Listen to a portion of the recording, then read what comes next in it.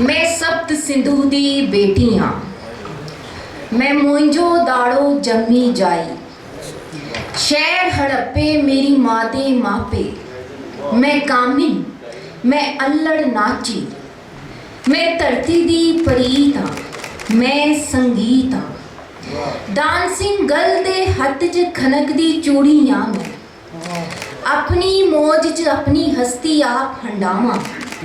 अपने मन दी मर्जी हाँ मैं मर्दां दे सावे नहीं, मैं नाल खलोती मुड़ कदीम दी हानी।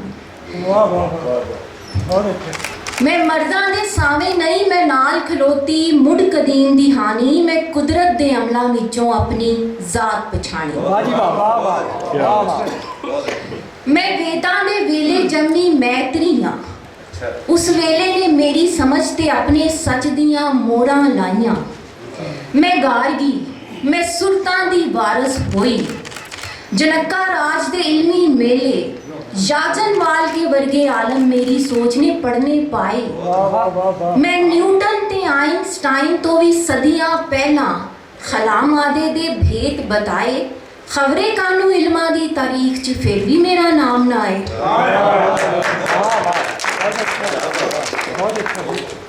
तुसी यूनानी फिसागोर्स दे चर्चे करके सिर खादाए, मेरी गल भी कर लो। लीलावती हाँ मैं, महान रियाजीदान आचार्य भास्कर दी बेटी हाँ मैं। हिसाब किताब दे किन्ने कुलिए किन्ने नुक्ते मैं हल कीते, ऐदी जग नू खबर ना कोई। मैं मोरिया अहद दी कलावती हाँ, मेरा नाम है नित्या सुमंगली। एक दो नहीं, मैं 64 कलावां जानदी। मैं हर रंग दे विच अपने आप नू मानदी। एक हत्थ च तलवार ते मुख ते शायरी, दूजे हत्थ च किताब है जग दे इल्म दी। मेरियां उंगलां वंजली उत्ते नाच नचावन वक्त नू। मैं तबले दी तिरकट ताल ते कथक खेडां खेडदी। होंटां उत्ते सारे गामा पा दी तस्बीह फेरदी। मैं धरती दे हर रंग दे विच प्रेम दी किकली पावां।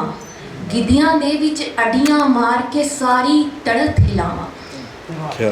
मैं जिवें बाबुल दे हमूराबी दी औरतां बारे भैड़ी सोच नू रद्या। मैं मनु समरीतियां अगे सीना तान खलोती। अपने हक लई हर मैदान विच बागी बन के निकली। मैं प्रभा, मैं रुद्रा दिद्दा, मैं रजिया सुल्ताना। मैं सदियां ते राज कमाया, अज भुलिया अफसाना। मैं की सां, हुण मैं की हाँ। मैं मोई नहीं जींदा जी हाँ। मैं तां अपने हक लई सच लई इश्क समंदर तरना।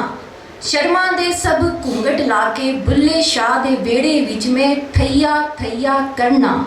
कुट कुट के नहीं मरना, क्योंकि मैं तां सप्त सिंधु दी बेटी हाँ।